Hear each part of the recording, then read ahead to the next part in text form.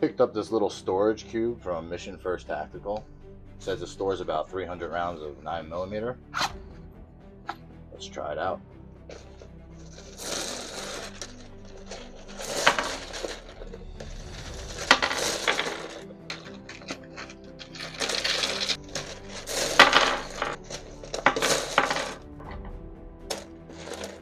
Yeah, it fits.